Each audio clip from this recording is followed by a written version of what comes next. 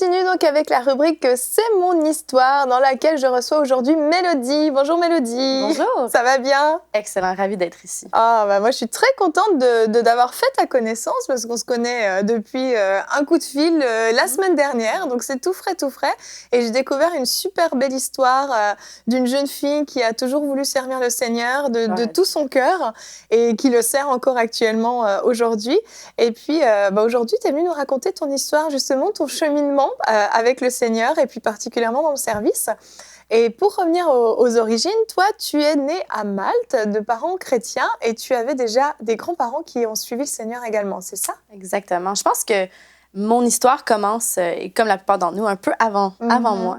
Mes grands-parents, c'est ça, d'origine italienne. Tu le verras peut-être bientôt quand je commence à parler avec mes mains. Mais c'est ça, mes grands-parents italiens étaient très consacrés au Seigneur. Mon grand-père était pasteur. Ils ont émigré en Belgique, de l'autre côté, du côté de mon père, en France. Mes parents sont nés en France et en Belgique, grandis là-bas dans des contextes chrétiens. Ils se sont mariés et ensuite ils sont allés en tant que missionnaires à Malte. Et c'est là que je suis née, justement. Ils étaient impliqués là-bas. Ils ont implanté la première église évangélique à Malte. C'est génial. C'est vraiment cool, oui. Je dirais après l'apôtre Paul. Oui. Oui, une photo de mes parents, une belle moustache des années 90. Ça l'a changé, une chance. C'était la mode. Oui. Pour sa défense. Pour sa défense.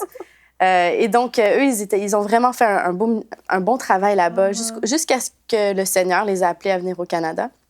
Et c'est ça, je suis venue avec eux, évidemment, là, quand j'avais 2 ans.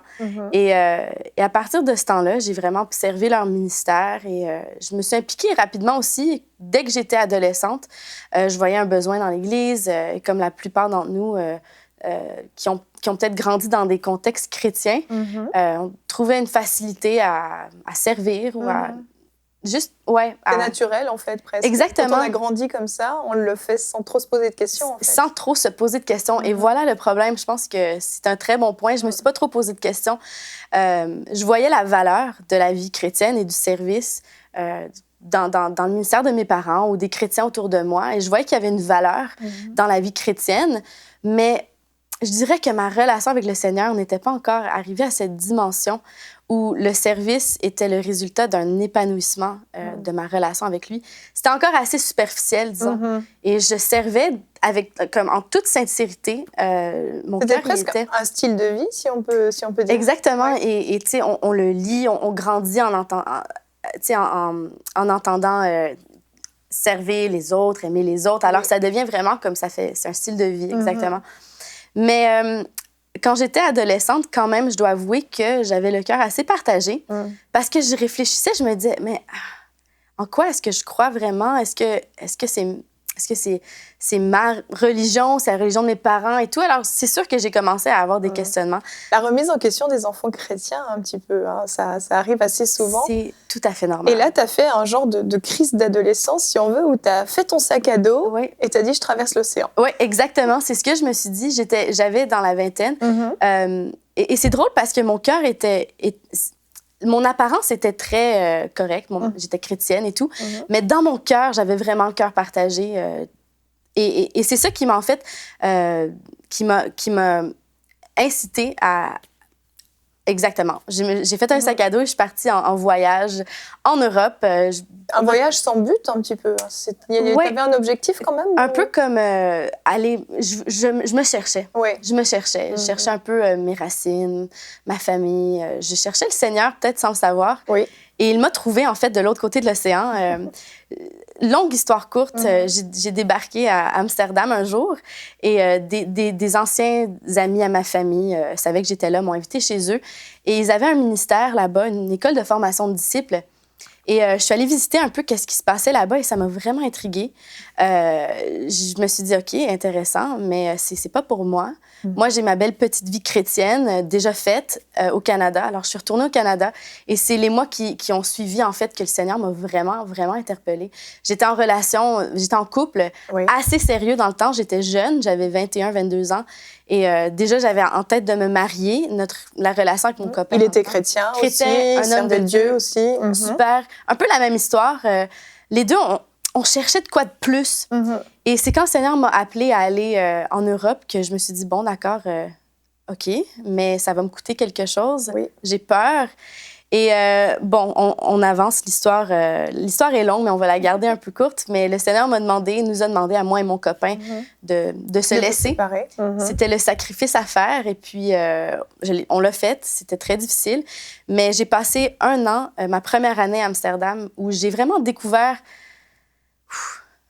J'ai découvert le cœur de Dieu. Et je pense que c'est là, finalement, que mon cœur a été saisi. Vraiment, je ne servais plus pour juste comme deuxième nature, tu sais.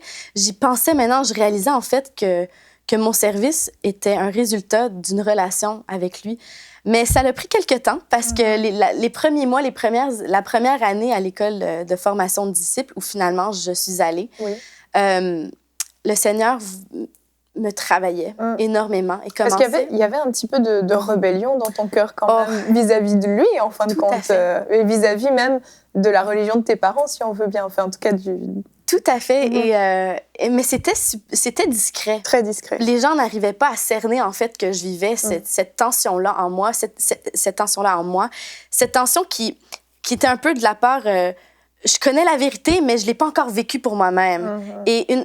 Et jusqu'à temps qu'on en arrive à vraiment vivre sa foi, on vit dans une tension, une espèce de... On n'est pas satisfait. Et c'est où j'en étais. J'étais pas satisfaite, mais je savais pas pourquoi, parce que j'avais aucune raison d'être insatisfaite. Du moins, je en apparence, en tout cas. Exactement. Et le Seigneur venait toucher à des points vraiment sensibles dans ma vie, l'orgueil. Parce que même quand on est dans le service, parfois, là, on peut vraiment vivre dans l'orgueil sans le savoir. Et j'ai rencontré le Seigneur dans un des plus beaux services que j'ai fait, c'était nettoyer les toilettes, sans blague. Et je me souviens, le jour où vraiment j'ai eu une rencontre très particulière avec le Seigneur, c'est quand c'était à mon tour de laver les toilettes de l'église. Là.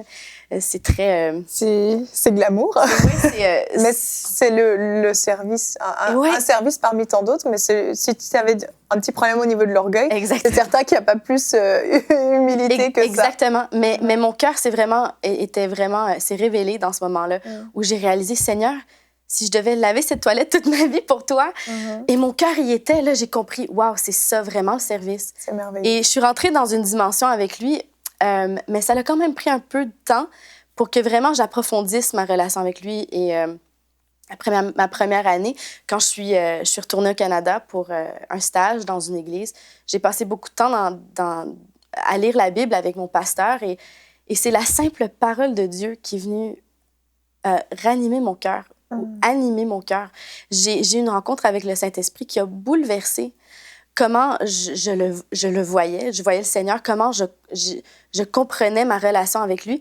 Et là, j'ai été propulsée dans une autre dimension dans ma vie, dans le service, dans ma communication avec le Seigneur. Et l'épanouissement, j'imagine. Exactement. Que avant ça, tu servais, mais sans forcément vivre cet épanouissement que peut procurer le service. Oui. Et c'est ça, je pense, le contraste. J'ai souvent pensé que j'avais pas de témoignage, vraiment, parce que je me dis... Et peut-être c'est ça la difficulté avec les gens qui ont grandi dans un contexte chrétien. C'est quoi mon témoignage? Quelle est vraiment mon histoire? Mais je réalise le contraste avant cette rencontre avec le Seigneur qui a... Vraiment, il est venu me chercher. Et c'est là que j'ai saisi son amour, c'est là que j'ai saisi mon identité en lui. Et tout ce qui avait été déposé dans ma vie depuis que j'étais petite, c'est comme les semences ont poussé. Ont germé. Ouais. Ah, c'était incroyable. Et là, du coup, mon service s'était rendu différent, avec une profondeur différente. La sincérité n'était pas juste superficielle, elle était profonde. Et je réalisais en fait que le service est, en fait, de notre épanouissement, on peut servir. Notre épanouissement dans notre relation avec le Seigneur, le résultat, c'est un service. Et c'est différent que servir parce qu'on a besoin de servir ou parce qu'on sent comme, ouais, je dois. Mais quand ça vient vraiment d'une relation avec le Seigneur, ça vient changer les choses. Ah, c'est sûr. Et je pense que peut-être parmi nos téléspectateurs aujourd'hui, il y en a qui ressentent vraiment ce désir d'aller plus profond avec le Seigneur. Bien, réellement, je vous encourage, déversez votre cœur devant lui. Retrouvez-vous vraiment dans sa présence avec humilité. Parce que Dieu recherche des gens humbles, des gens qui comprennent leur place devant lui. Et j'aime ce verset, en fait, dans Psaume, où ça dit que Dieu élève les humbles. Et en fait, ça donne encore plus d'humilité pour servir. En tout cas, c'est un beau paradoxe qui se passe dans la vie de service avec le Seigneur. Mais tout doit venir d'une relation avec lui. Amen. Une relation sincère. En tout cas, tout pour dire que... Tu as vraiment fait cette rencontre tout à fait. Avec Dieu à ce moment-là. Oui. Et tu étais partie pour 1 an à Amsterdam, tu es revenue faire ton stage et finalement, tu es retournée à Amsterdam Je suis retournée et, parenthèse, le copain qu'on s'était laissé, il me faisait toujours des petits coucous. Là. Ça va? Non, je suis pas dans une saison de couple. Je suis le Seigneur et puis je suis retournée une 2e année à Amsterdam pour continuer ma formation. Et là, j'ai vraiment vu que c'est différent. Mes leaders ont vu qu'il y a une différence dans mon ministère. Ça avait été vraiment transformé. Hein. Tout à fait. Tout a changé parce que j'ai eu cette rencontre avec le Seigneur et j'ai continué à avoir des rencontres comme ça. Et puis, après ma 3e année de ma formation... T'es resté 3 ans finalement, donc... Oui. 1 année, devenue 2 années, devenue 3 années. Puis après ma 3e année, je suis revenue. Et le copain, en fait, qui, disons, m'avait attendu pendant 3 ans, lui aussi avait fait, je veux dire, je peux pas parler pour lui, mais je sais que lui aussi a un cheminement durant ce temps-là où il a aussi compris le service et l'humilité devant Dieu dans son service. Et après 3 ans, on s'est retrouvés et finalement, on s'est mariés. C'est extraordinaire. Dieu fait vraiment, vraiment bien les choses. Amen. Et je me rends compte que parfois, ça doit nous coûter quelque chose. Ça nous coûte quelque chose, le servir. Si ça ne nous coûte pas quelque chose, il faut se poser des questions. C'est vrai. Et dans mon cas, ça m'a coûté quelque chose dans cette saison-là. Et j'en ai vraiment... Dieu m'a bénie personnellement dans ma relation avec lui. Et ensuite, en revenant, il m'a encore bénie. Et ça continue de me coûter quelque chose. Ben oui, à tous les jours. Forcément. Oui. Parce qu'aujourd'hui, tu es très impliquée à l'IBQ. L'IBQ, je te laisse le dire dans le bon ordre, je vais le dire dans le désordre, ce que ça signifie. L'Institut biblique du Québec. Merci, je mélange toujours. Exactement, je suis directrice de la formation de disciples à l'IBQ, où on offre, des cours. C'est une école biblique, en fait. C'est ça. Tu encadres beaucoup de jeunes qui, certains ont des cheminements identiques aux tiens, en plus. C'est vraiment, c'est ça, c'est drôle comment Dieu peut utiliser nos histoires pour venir toucher des gens. Parce qu'effectivement, beaucoup de jeunes vivent cette réalité-là où ils ressentent qu'il y a une dimension plus profonde dans leur vie chrétienne, dans leur service avec le Seigneur, mais ils ne savent pas vraiment comment percer, comment y aller. Et oui, j'ai vraiment l'honneur de pouvoir cheminer avec des jeunes dans ce programme de formation de disciples qui s'appelle le Réseau. Et c'est vraiment, vraiment incroyable voir comment une année dédiée au Seigneur peut vraiment venir changer la dynamique dans notre relation avec lui. Ah oui, vraiment. On est plus intentionnel, passer du temps avec lui. Ça vient changer notre cœur, ça vient changer notre perspective et notre implication à son service, dans son service. Alors, c'est un peu mon histoire. Il y en a encore beaucoup à partager, là, mais... Et toi, tu continues non seulement à l'IBQ, mais tu es aussi chantre, donc tu fais la louange dans ton assemblée et parfois dans d'autres assemblées. Tu prêches aussi, tu encourages beaucoup les jeunes. Toi, ton cœur est vraiment pour les jeunes particulièrement ou pas nécessairement? Effectivement, je fais la louange aussi avec mon mari, qui est très, très impliqué dans la louange. Il est très doué. Et ensemble, on fait la louange. Effectivement, aussi, je prêche. Et mon cœur, c'est vraiment pour la formation de disciples. Je réalise, en fait, que c'est un commandement tellement important que Jésus nous a donné. Et comment former des disciples à l'image de Jésus.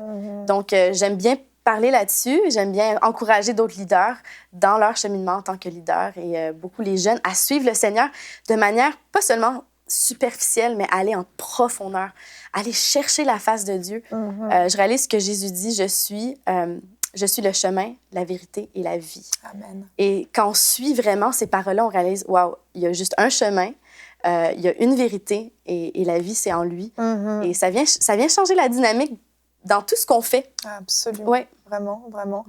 Et toi, ton cœur aujourd'hui, comment tu te vois continuer ta relation avec le Seigneur, avec ton mari? Pour toi, c'est évident, tu restes à son service, tu restes disponible, ou tu te dis, est-ce que c'était une saison? Comment tu envisages l'avenir? Wow, c'est une très bonne question. Je pense qu'une fois qu'on a qu'on a vraiment une rencontre transformatrice avec le Seigneur. Et parfois, il y en a plusieurs dans notre vie, là, c'est normal. Mais je parle pour moi. Je pense que depuis ce temps, ça fait déjà, je dirais, 4 ans, depuis que tout a changé. J'ai été bouleversée, comme j'ai dit, que le Seigneur a saisi mon cœur. Depuis ce temps-là, je réalise que ma relation avec lui est une relation en développement. C'est plus comme avant où c'était comme je devais travailler pour prouver ma relation avec lui dans mon service ou dans la personne qui j'étais, la vie chrétienne que je menais. Mais là, maintenant, c'est un développement. Et même quand je faillis, je réalise que Dieu est fidèle. Et c'est plus comme je dois plus me prouver. Je dois simplement cheminer, marcher avec lui, rester près de lui. Et en fait, comment ça se vit concrètement? C'est, en fait, être à l'écoute. Et je réalise que là où Dieu m'a placée présentement, c'est là où il a besoin de moi. Et c'est pas toujours facile être obéissant parce que parfois, il nous amène dans des endroits où on veut pas être. Je dis pas que je veux pas être où je suis. Non, mais... Je suis très contente d'où je suis. Mais je réalise que c'est mettre en action sa vie, être à l'écoute du Saint-Esprit, être à l'action dans les petites choses, dans les grandes choses, dans les projets. Pour l'instant, mon mari et moi, on aimerait continuer dans la musique. On a quelques projets là-dedans à venir. Et, moi, on verra bien, mais c'est dans l'obéissance, à l'écoute, dans l'action, d'une manière sincère. Tu ne te vois pas ne plus servir le Seigneur. Pour toi, c'est tellement pas une option, quoi. Ton cœur est attaché à lui et je crois que tu lui as prouvé quand même que tu étais prête à payer le prix s'il le fallait pour le servir. Parce que quand même, quand tu avais laissé ton copain à l'époque, ça peut paraître pas grand-chose, mais à cet âge-là, quand même, tu étais en train de bâtir une relation de couple qui allait t'emmener normalement au mariage. Tu as pris cette décision. Le Seigneur t'a rencontré et puis il avait prévu un rendez-vous avec toi et tu as été obéissante. Et je crois que vraiment, le service et l'obéissance sont des choses qui fonctionnent ensemble. Absolument. Et t'en es la preuve, vraiment, parce que c'est exactement ce que tu as décidé de faire. Tu as été obéissante et tu l'as suivi, tu le sers aujourd'hui. Et tu as un site internet pour ceux qui peut-être aimeraient te contacter, que ce soit au niveau de la louange, au niveau de la prédication, de l'encadrement des jeunes. Est-ce que tu peux nous en dire un petit peu plus rapidement? Absolument. Alors, le site internet, c'est www.melodielauria.com. Tout simplement. Et sur ce site, qu'est-ce qu'on peut y trouver? Est-ce que tu as des articles? Je commence maintenant à publier mes pensées. J'ai un blog. Et aussi, juste pour me contacter pour n'importe quoi, ça me ferait plaisir d'être en contact avec et d'être à l'écoute de ce que Dieu fait dans son royaume. Et puis, et tu as mentionné quelque chose par rapport à l'obéissance. Je pense que c'est quelque chose qui m'a beaucoup, beaucoup encouragée. Des paroles sages que j'ai entendues, c'était que le coût de l'obéissance n'est jamais plus grand que les bénédictions de l'obéissance. Et parfois, ça nous coûte quelque chose d'être obéissant. Dans mon cas, ça m'a coûté une relation qui m'était très, très, très chère. Mais je vois maintenant de l'autre côté que la bénédiction qui a découlé de cette obéissance était tellement plus grande que ce que ça m'a coûté. En fait, je peux vraiment bénéficier des avantages de cette relation merveilleuse avec le Seigneur. Et ça a valu le coup, finalement. Hein? Vraiment. C'était un lourd prix payé, mais ça a valu le coup. Et surtout que c'est venu donner une profondeur à mon service, à ma vie. Je sais pas comment... C'est dur à mettre en mots, mais cette rencontre avec Dieu, vraiment, chercher sa face, être avec lui, ça vient changer la dynamique entre moi et lui et entre moi et les autres aussi. Tellement. Et c'est vraiment cool. C'est vraiment merveilleux. Je crois que ton témoignage, Mélodie, encourage beaucoup de personnes qui nous écoutent, qui hésitent peut-être à s'engager, qui hésitent à faire des pas de foi, devoir traverser l'océan parfois. Parfois, c'est juste traverser la rue, hein, mais ça peut coûter aussi parce que c'est cet engagement qui fait qu'on dit « Seigneur, je suis disponible, je me mets à ton service ». Et peu importe le prix que ça va me coûter. Et ça, c'est l'obéissance. Et je crois qu'il n'y a pas de plus belle bénédiction qu'on peut recevoir en retour que cet épanouissement de servir le Seigneur, de faire la chose à laquelle on a été appelé. Et je crois qu'on ne peut pas vivre la joie parfaite et pleine si on n'est pas en train de faire ce pourquoi Dieu nous a appelés. Merci vraiment beaucoup, Mélodie, pour ton formidable témoignage. Et puis, je te souhaite vraiment de réussir et de pouvoir aller encore plus loin avec le Seigneur dans ta relation avec lui et puis surtout dans ton ministère, parce que c'est bien un ministère dont on parle. Pour la gloire de Dieu. Amen. Ouais. Merci beaucoup, Mélodie.